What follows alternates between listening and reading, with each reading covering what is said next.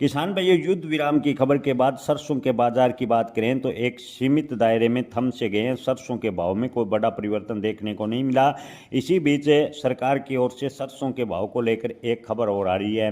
किसान भाइयों, पहले आपको बता दें कि सरसों के स्टॉक की बात करें तो सरकार के पास मात्र 50,000 मैट्रिक टन के आसपास सरसों का स्टॉक है।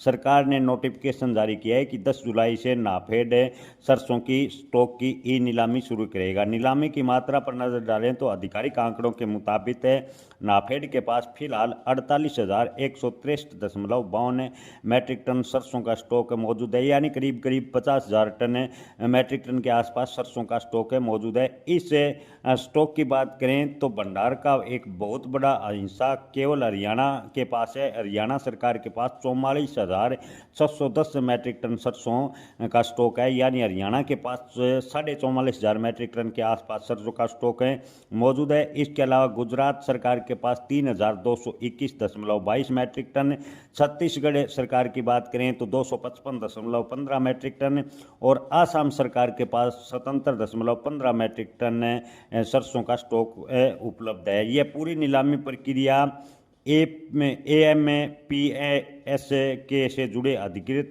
ई ऑक्शन पोर्टल के जरिए की जाएगी। आपको बता दें कि अधिकांश स्टॉक हरियाणा में, इसलिए जानकारों का मानना है कि इस प्रारंभिक जो बोली है उसका असर उत्तर भारत की अनाज मंडियों में देखने को मिल सकता है, यानी सरसों के बाजार पर थोड़ा बहुत डाउनफॉल है सरसों की नीलामी के बाद देखने को मिल सकता है। उत्तर भारत हरियाणा के पास ज़्यादा स्टॉक होने की वजह से ज़्यादातर उत्तर भारत की मंडियों में सरसों के बाजार में थोड़ा डाउनफॉल भी देखने को मिल सकता है।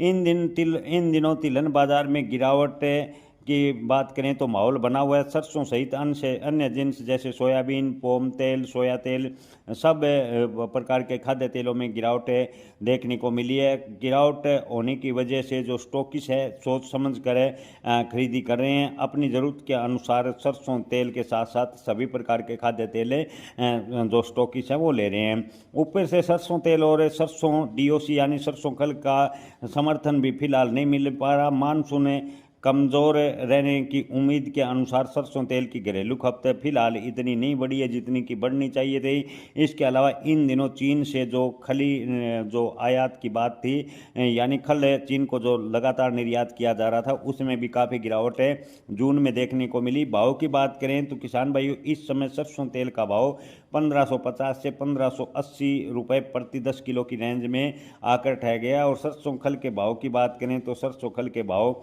घटते घटते 3,000 से 3100 की रेंज में आ गए हैं। सरसों के बाजार पर नजर डालें तो इस समय बड़ी मिलों में कमज़ोर मांग चल रही है। कल भी सलोनी प्लांट में सरसों के भाव 50 रुपये टूटे थे, हालांकि आज सरसों के बाजार लगभग स्थिर रहे।